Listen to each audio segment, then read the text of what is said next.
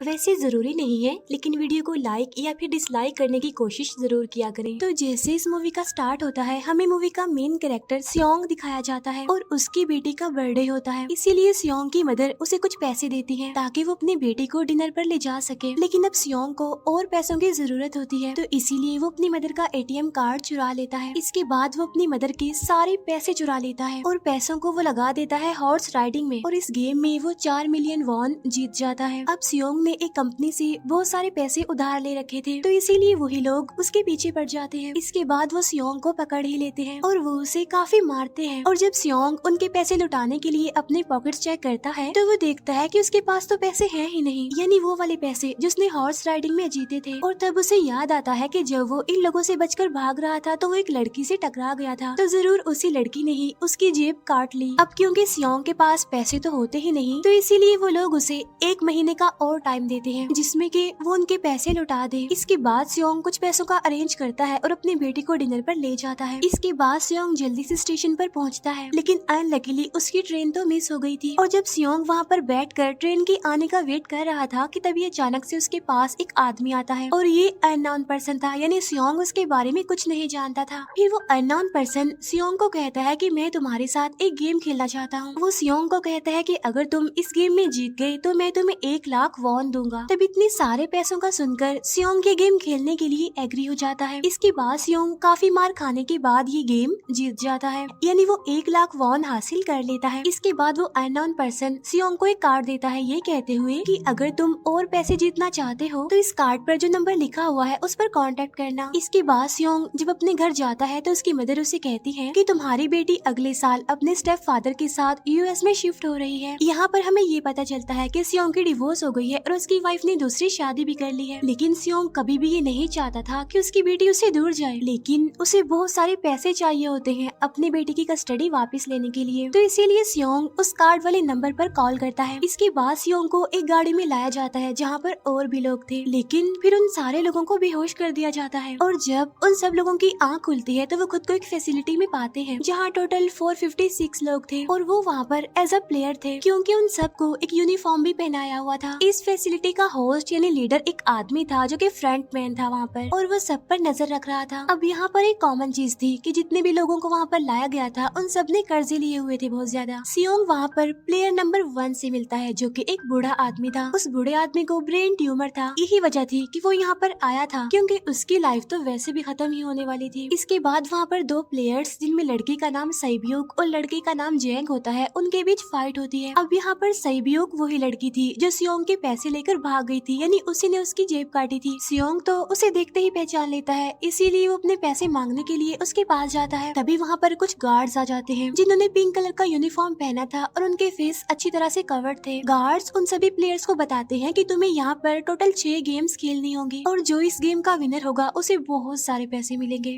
इसके बाद उन सबसे एक कॉन्ट्रैक्ट पर साइन करवाया जाता है, और इस कॉन्ट्रैक्ट के 3 मेन रूल्स थे। पहला रूल ये कि कोई भी प्लेयर अपनी मर्जी से गेम को छोड़कर नहीं जा सकता। दूसरा रूल ये होता है कि जो भी प्लेयर खेलने से मना करेगा तो उस प्लेयर को एलिमिनेट कर दिया जाएगा, और उनके मुताबिक एलिमिनेट का मतलब क्या था ये तो हम आगे ही जानेंगे। गेम का तीसरा रूल ये था कि अगर मेजोरिटी इस गेम को खेलना नहीं चाहती तो वो इस गेम को छोड़कर जा सकते हैं। इसके बाद उन सबको गेम के लिए ले जाया जाता है। अब यहाँ पर सियोंग अपने क्लासमेट सेंगवू से भी मिलता है जो कि उसे बचपन से जानता था। सियोंग उसे वहाँ पर देखकर काफी हैरान होता है क्योंकि वो तो किसी बिजनेस के लिए आउट ऑफ कंट्री चला गया था। अब पहले गेम के लिए वहाँ पर एक काफी बड़ी डॉल थी, और इस गेम का रूल काफी सिंपल था, और वो ये था कि डॉल जब भी गाना गाएगी उन सबको आगे बढ़ना है, और जैसे ही वो गाना गाना बंद करेगी तो उन सबको रुक जाना है और मूव नहीं करना है, और अगर कोई हिल गया तो उसे एलिमिनेट कर दिया जाएगा। अब स्टार्टिंग में तो ये सब कुछ उन्हें किसी प्रैंक की तरह लग रहा था, लेकिन जब एक लड़का हिल जाता है तो उसे शूट करके मार दिया जाता है, और यही होता है एलिमिनेट का मतलब, यानी उन्हें मार दिया जाएगा। अब ये देखकर वो सारे लोग काफी घबरा जाते हैं, और उन्हें पता चल चुका था कि वो खतरे में है, इसीलिए लोग डरते हुए पैनिक करते हुए इधर उधर भागने लगते हैं। लेकिन अब क्योंकि गेम का रूल था, इसीलिए जो भी हिलता है उसे मार दिया जाता है और जितने भी सर्वाइवर होते हैं वो किसी न किसी तरह इस गेम को कंप्लीट कर ही लेते हैं। लेकिन जो लोग मर जाते हैं उनकी डेड बॉडीज को वहाँ से ले जाया जाता है और अब 456 प्लेयर्स में से सिर्फ 255 ही रह गए थे। अब क्योंकि वो सारे प्लेयर्स इतना ज्यादा डर जाते हैं कि अब कोई भी गेम खेलना नहीं चाहता था। लेकिन जैसा कि रूल नंबर 3 था कि अगर मेजोरिटी चाहे तो वो ये गेम स्किप कर सकती है, तो इसीलिए उनका लीडर यानी फ्रंटमैन वोटिंग करवाता है। लेकिन इससे पहले उन्हें प्राइज मनी दिखाई जाती है, यानी जो विनर को मिलेगी। लेकिन इन केस अगर कोई गेम को छोड़कर चला जाएगा तो ये सारे पैसे मरे हुए प्लेयर्स की फैमिलीज को मिल जाएंगे और ये prize money total 45 billion won होती है। इसके बाद वोटिंग करवाई जाती है जिसमें मेजोरिटी इस गेम को खेलना नहीं चाहती थी, तो इसीलिए गेम को यहीं पर स्टॉप कर दिया जाता है। लेकिन अगर कभी फ्यूचर में वो लोग चाहें तो इस गेम को रीज्वाइन कर सकते हैं। इसके बाद सभी लोगों को उनके घरों पर छोड़ दिया जाता है। नेक्स्ट डे सियोंग पुलिस स्टेशन जाता है और वहाँ पर वो पुलिस को सारी बात बता देता है। लेकिन उन लोगों को सियोंग की बातों पर यकीन नहीं होता और उल्टा वो लोग उसे पागल समझने लग जाते हैं। इसके बाद सियोंग उन्हें वही वाला कार्ड दिखाता है, लेकिन हैरान कर देने वाली बात तो ये है कि उस पर जो नंबर था वो रॉन्ग था। इसके बाद सियोंग जब घर जाता है तो उसकी मदर वहाँ पर नहीं होती। उधर सियोंग का क्लासमेट सेंगवू अपनी मदर को छुप कर देख रहा होता है और तभी वहाँ पर सियोंग भी आ जाता है। यहाँ पर सेंगवू अपसेट होते हुए सियोंग को बताता है कि मेरे ऊपर 6 बिलियन का कर्ज है। वो बताता है कि मैंने क्लाइंट्स के पैसे लेकर स्टॉक मार्जिन में लगा दिए थे, लेकिन अनलकीली वो सारे पैसे डूब गए। और तभी सियोंग के पास हॉस्पिटल से कॉल आती है। सियोंग की मदर का पाँव काफी इंजर्ड था, लेकिन डायबिटीज का ट्रीटमेंट ना होने की वजह से उनकी चोट और ज्यादा बढ़ गई। तब डॉक्टर सियोंग को बताते हैं कि तुम्हारी मदर का ट्रीटमेंट हो सकता है, लेकिन इसके लिए हमें इनका पाँव काटना होगा। लेकिन इस ऑपरेशन में बहुत सारे पैसे लगने वाले थे। लेकिन जाहिर सी बात है सियोंग के पास इतने पैसे तो होते नहीं। इवन उसने तो अपनी मदर के इंश्योरेंस के पैसे भी उड़ा दिए थे। तब इसीलिए सियोंग पैसे मांगने के लिए अपनी वाइफ के पास जाता है, लेकिन उसकी वाइफ उसे पैसे देने से इनकार कर देती है। फिर उसकी वाइफ अपने हस्बैंड को बताती है कि सियोंग आया था पैसे मांगने के लिए और तभी उसका हस्बैंड सियोंग को पैसे देने आता है। साथ साथ उसे ये भी कहता है कि मेरी फैमिली से दूर रहो। लेकिन सियोंग उसे मारने लगता है और तभी उसकी बेटी भी वहाँ पर आ जाती है। इसके बाद सियोंग का एक फ्रेंड अपने बॉस के पास पैसे मांगने जाता है, लेकिन उसका बॉस उसे पैसे देने से मना कर देता है, तो इसीलिए उन दोनों के बीच फाइट होने लगती है। इस फाइट के दौरान उसके बॉस का हाथ मशीन में आ जाता है, तो मौके का फायदा उठाकर सियोंग का फ्रेंड पैसे लेकर वहाँ से भाग जाता है। फिर इसके बाद सियोंग का फ्रेंड अपने घर आकर अपनी वाइफ को कहता है कि पहली फ्लाइट लो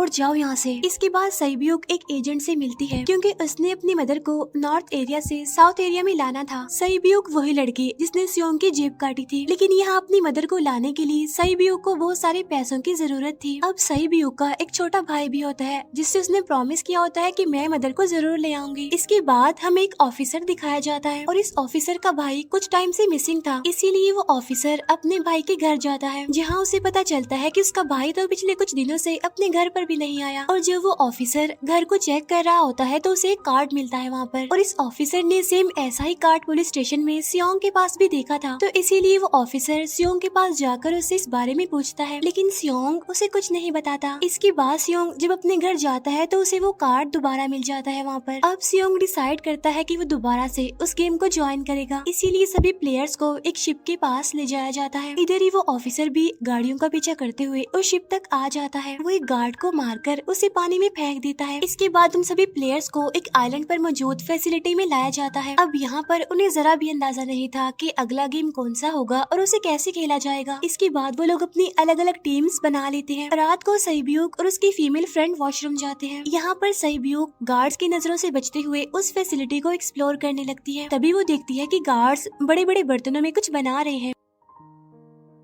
लेकिन अब क्योंकि गार्ड्स को शक हो जाता है तो ये गार्ड वॉशरूम्स को चेक करने के लिए आता है, लेकिन तब तक सईब्यूक वापस आ चुकी थी। इसके बाद सईब्यूक अपनी फीमेल फ्रेंड को सारी बात बता देती है जो उसने देखा था, लेकिन यहाँ पर सेंगवू उन दोनों की बातें सुन लेता है और वो इस बारे में सईब्यूक से पूछता है, जिस पर सईब्यूक बताती है कि वो बड़े बड़े बर्तनों में कुछ पका रहे थे। इसके बाद उन सभी प्लेयर्स को प्ले ग्राउंड में लाया जाता है, जहाँ पर उनके सामने 4 शेप्स थी। 4 शेप्स में से उन्होंने किसी एक शेप को चूज करना था। अब यहाँ पर सेंगवू को पता चल जाता है कि गेम क्या है और क्या करना है हमें। सेंगवू सियोंग को बताता है कि सबने अलग अलग शेप्स को चुनना है। इसके बाद उन सभी को एक छोटा सा बर्तन दिया जाता है जिसमें की शेप्स बनी होती है। अब गेम उनकी ये होती है कि उन्होंने किसी तरह उस शेप को बाहर निकालना है बगैर डैमेज किए, लेकिन अगर शेप जरा से भी खराब हो गई तो उन्हें एलिमिनेट कर दिया जाएगा, यानी मार दिया जाएगा। अब यहाँ पर सेंगवू तो इजिली उस शेप को निकाल लेता है, लेकिन सियोंग इतना ज्यादा घबरा जाता है कि उसकी हालत खराब होने लगती है, लेकिन फिर वो किसी न किसी तरह करके इस गेम को भी जीत लेता है। इसके बाद उन सबको वापस से रूम में लाया जाता है। अब यहाँ पर 187 प्लेयर्स वापस आए थे, जिनमें से अब सिर्फ 108 ही रह गए थे। इसके बाद उन सबको खाने के लिए ले जाया जाता है, लेकिन खाने की वजह से जैंग की एक लड़के से फाइट हो जाती है, जहाँ पर जैंग उस लड़के को इतना ज्यादा मारता है कि वो मौके पर ही मर जाता है। इधर ही हम देखते हैं कि उन प्लेयर्स में से एक डॉक्टर होता है जो गार्ड्स के साथ मिलकर मरे हुए लोगों के ऑर्गन्स निकाल कर उन्हें चाइनीज को बेचने का काम करता है। इसीलिए जब भी डेड बॉडीज को ले जाया जाता है तो वो डेड बॉडीज को गायब कर लेते हैं, क्योंकि ये सब कुछ एक प्लान के अकॉर्डिंग चल रहा था, क्योंकि ये सारा कुछ फ्रंट मैन से छुप कर हो रहा था। यही वजह थी कि कंट्रोल रूम में भी उन्होंने अपना ही एक आदमी बिठाया हुआ था जो कि उन लोगों की सारी वीडियो फुटेज डिलीट कर देता था, और गार्ड्स तो डॉक्टर को गेम के बारे में पहले ही बता देते थे ताकि वो सरवाइव कर सके। यहाँ पर एक गार्ड उसी प्लेयर डॉक्टर को बताता है कि आज हमने प्लेयर्स को जानबूझकर खाना कम दिया है ताकि वो आपस में लड़ने लगे, जिससे होगा ये कि सारे वीक प्लेयर्स गेम से आउट हो जाएंगे। साथ ही गार्ड डॉक्टर को अपनी अगली गेम के बारे में बता देता है। अब 30 मिनट के बाद वहाँ पर लाइट्स ऑफ होने वाली थी। अब यहाँ पर सेंगवू को पता था कि सियोंग की टीम जरूर कोई उल्टा काम करेगी, इसीलिए वो उस टीम को अपने पास बुलाकर उन्हें रिलैक्स रहने के लिए कहता है। उधर वो जो डॉक्टर प्लेयर होता है वो जैंग की टीम में शामिल हो जाता है। यहाँ पर डॉक्टर जैंग को बता देता है कि अगला गेम क्या होने वाला है। इसके बाद लाइट्स ऑफ हो जाती है और जैंग अपनी टीम के साथ मिलकर बाकी सभी को मारने लगता है। जैंग एक लड़की को मारकर सईब्यू को मारने जाता है, लेकिन तभी सियोंग उसे बचा लेता है। इसके बाद गार्ड्स वहाँ पर आकर उन सभी को रोक लेते हैं और अब टोटल 80 लोग रह गए थे। इसके बाद उन सभी को तीसरे गेम के लिए ले जाया जाता है और यहाँ पर उन्हें 10-10 प्लेयर्स की एक टीम बनाने के लिए कहा जाता है, और वो लोग ऐसा ही करते हैं, अपनी अपनी टीम बना लेते हैं। अब क्योंकि जैंग को अगली गेम के बारे में पहले ही पता होता है, इसीलिए वो सईब्यू की फीमेल फ्रेंड को अपनी टीम में नहीं रखता और वो अपनी टीम में सिर्फ मर्दों को ही रखता है। इसके बाद सेंगवू भी अपनी एक टीम बना लेता है। अब क्योंकि उन्हें एक प्लेयर की जरूरत थी तो इसीलिए सईब्यू की फीमेल फ्रेंड उनके टीम में शामिल हो जाती है, और ये गेम असल में टग ऑफ वॉर का होता है, यानी उन्होंने अपने सामने वाली टीम को नीचे गिराना था। इसके बाद गेम स्टार्ट हो जाती है और जैंग की गेम बड़ी आसानी से इस गेम को जीत लेती है। इसके बाद बारी होती है सेंगवू की टीम की। तब प्लेयर नंबर 1 यानी वो बूढ़ा आदमी कहता है कि मैंने अपनी जिंदगी में बहुत सारी टग ऑफ वॉर्स खेल रखी है, इसीलिए उन सबको गाइड करता है कि इस गेम को कैसे जीतना है।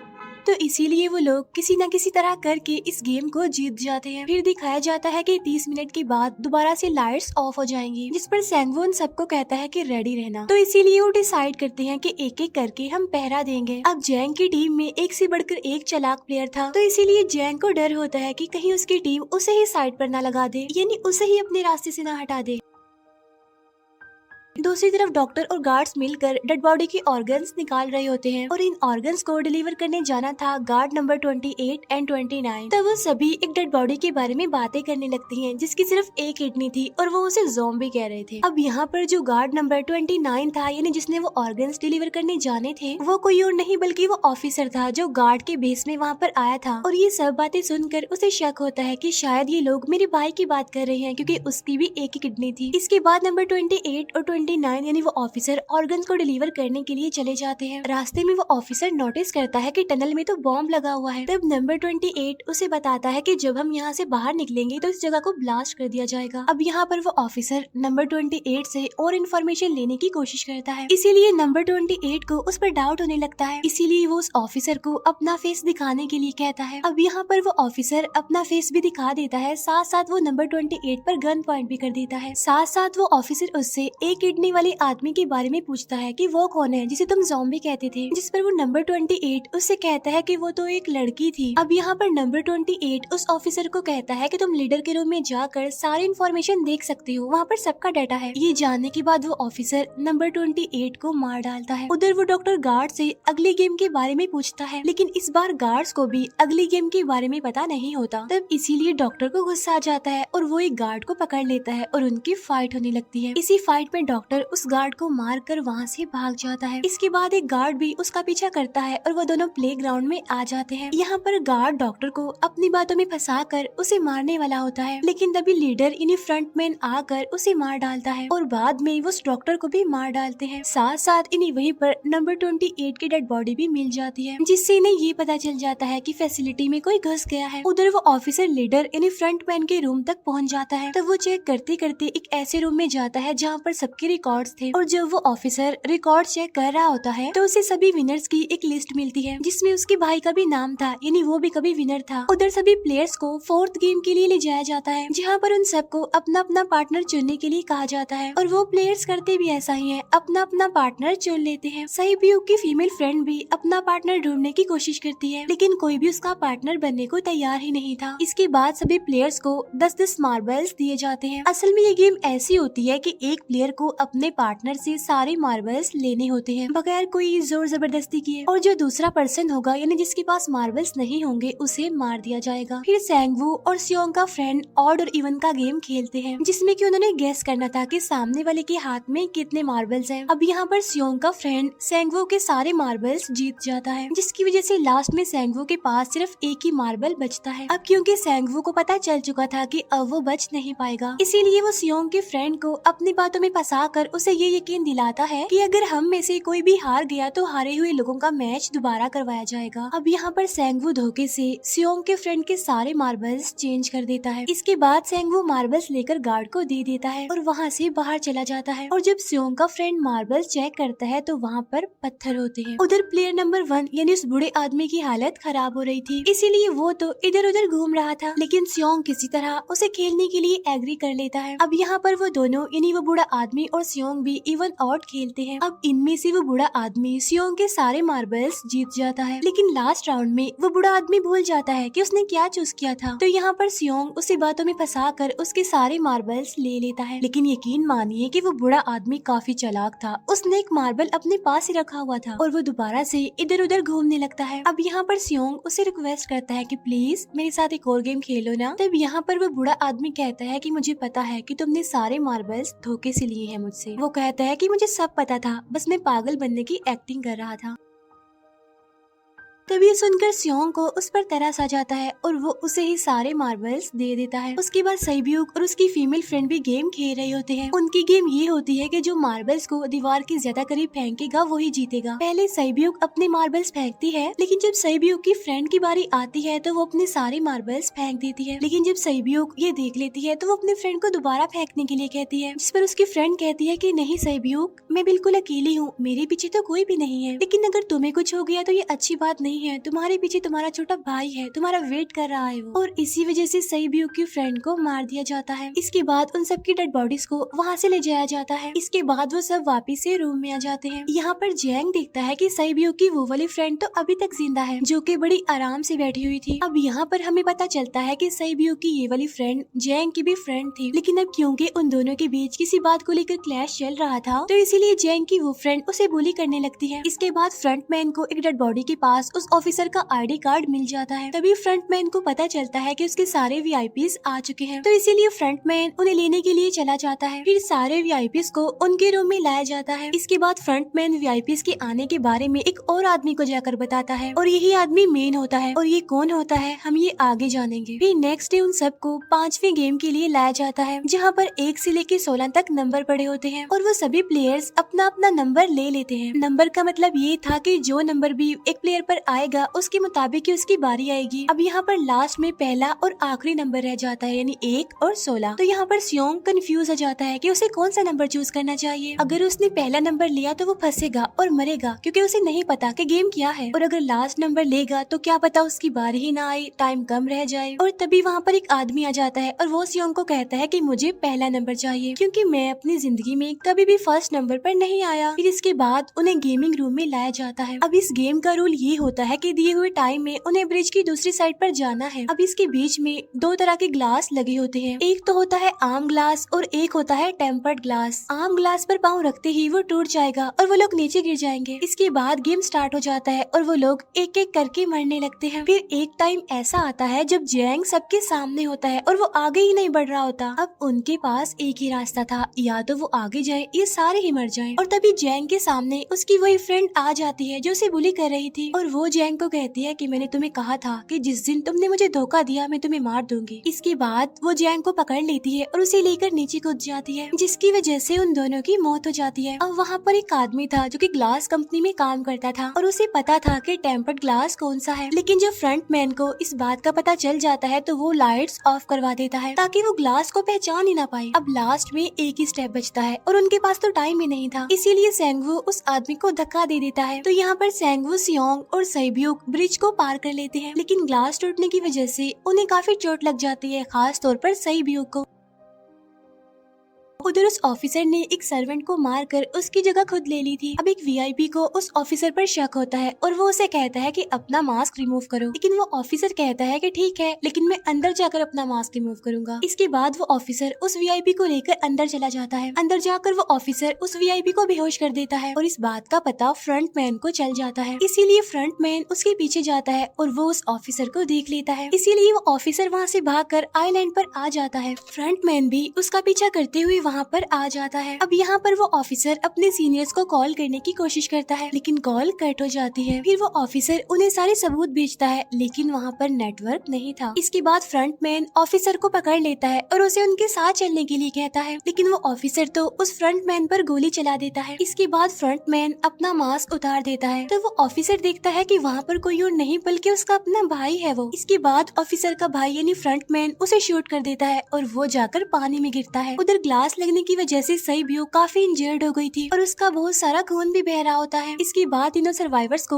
डिनर के लिए ले जाया जाता है और उनके पास एक एक नाइफ भी रख दिया जाता है, मतलब रात में उन तीनों में से कोई भी एक दूसरे को मार देगा। तभी सियोंग नोटिस करता है कि सैब्यूक की हालत काफी खराब है, इसीलिए वो सैब्यूक को कहता है कि फिक्र मत करो, हम दोनों साथ हैं और इस गेम में हम दोनों मिलकर सेंगवू को हरा देंगे। इसके बाद हम दोनों यहाँ से बाहर निकल जाएंगे और पैसों को आधा आधा डिवाइड कर लेंगे। सैब्यूक उसे बताती है कि मेरा एक छोटा भाई है जिसे मैं ऑर्फनेज में छोड़कर आई हूँ, और अगर हम दोनों में से कोई भी जिंदा बचकर बाहर जाएगा तो उसे उन दोनों की फैमिलीज का ख्याल रखना होगा। अब सैब्यूक की हालत काफी खराब थी, उसे डॉक्टर की जरूरत थी, इसीलिए सियोंग कोई मदद लाने के लिए जाता है, लेकिन जब तक वो वापस आता है तब तक सेंगवू सैब्यूक को मार चुका था। फिर नेक्स्ट डे उन दोनों को गेम नंबर 6 यानी लास्ट गेम के लिए ले जाया जाता है। गेम का रूल बड़ा ही सिंपल था कि मार दो या मर जाओ, और इस गेम का नाम होता है स्क्विड गेम। इसके बाद गेम स्टार्ट हो जाती है और उन दोनों के बीच काफी फाइट होती है, लेकिन लास्ट में सेंगवू की हालत खराब होने लगती है। तभी सियोंग कहता है कि मैं इस गेम को रोकना चाहता हूँ, और तभी सियोंग सेंगवू को उसके साथ चलने के लिए कहता है, लेकिन सेंगवू तो अपने आप को ही मार डालता है, जिसकी वजह से सियोंग गेम जीत जाता है। फिर फ्रंट मैन सियोंग को कहता है कि तुम बहुत अच्छा खेले, लेकिन मुझे इसकी उम्मीद नहीं थी। इसके बाद सियोंग को उसके घर पर छोड़ दिया जाता है और उसके पास एक एटीएम कार्ड भी था, और जब सियोंग उस एटीएम कार्ड को जाकर चेक करता है तो वो दिखता है कि सारे पैसे उसके अकाउंट में भेज दिए जाते हैं। इसके बाद सियोंग अपने घर जाता है, लेकिन तब तक उसकी मदर की डेथ हो जाती है। इसके बाद हमें 1 साल बाद का सीन दिखाया जाता है, जहाँ पर हम देखते हैं कि सियोंग की हालत काफी खराब हो गई है, यानी वो अब काफी नशा करने लग गया है और उसने अब तक उन पैसों को हाथ तक नहीं लगाया। एक दिन एक फूल बेचने वाली औरत सियोंग के पास आती है और वो उसे सेम वैसा ही कार्ड देती है जिसमें एक एड्रेस लिखा हुआ था, और फिर सियोंग उस एड्रेस पर जाता है जहाँ पर उसे पता चलता है कि ये सारा किया धरा किसी और का नहीं बल्कि उस बूढ़े का है, प्लेयर नंबर 1 का, और वो अभी भी जिंदा है। यहाँ पर वो बूढ़ा आदमी सियोंग को बताता है कि मैं अपनी लाइफ से बोर हो चुका था और ये सारी गेम मैंने अपने क्लाइंट्स के साथ मिलकर बनाई ताकि मैं लोगों को मरता हुआ देखकर एंजॉय कर सकूं, लेकिन हाँ, हमने किसी को मजबूर नहीं किया था ऐसा करने के लिए, और मैंने गेम में इसीलिए पार्टिसिपेट किया क्योंकि गेम देखने से ज्यादा उसे खेलने में मजा आता है। वो कहता है जो पैसे तुम्हारे पास हैं वो मेरे ही हैं, और ये कहते ही उस बूढ़े आदमी की मौत हो जाती है। इसके बाद सियोंग सैब्यूक के छोटे भाई के पास जाता है और उसे लेकर वो जाता है सेंगवू की मदर के पास, और वो सेंगवू की मदर को कहता है कि इस बच्चे का ख्याल रखना, साथ साथ वो उसे एक बैग भी देता है जिसमें बहुत सारे पैसे होते हैं। इसके बाद सियोंग स्टेशन पर जाता है जहाँ पर उसे वही अननोन पर्सन मिलता है जो कि उसे मूवी के स्टार्ट में भी मिला था। यहाँ पर सियोंग उसका पीछा भी करता है, लेकिन तब तक वो भाग चुका था। फिर सियोंग उस कार्ड वाले नंबर पर कॉल करता है और वो पूछता है कि तुम लोग कौन हो और लोगों के साथ ऐसा क्यों कर रहे हो, क्यों खेल रहे हो लोगों की जिंदगी से। लेकिन आगे से उसे रिस्पॉन्स आता है कि सियोंग, अगर तुमने जिंदा बचना है तो प्लेन में चढ़ जाओ। और इसी के साथ ही मूवी यहीं पर एंड हो जाती है। Thank you for watching.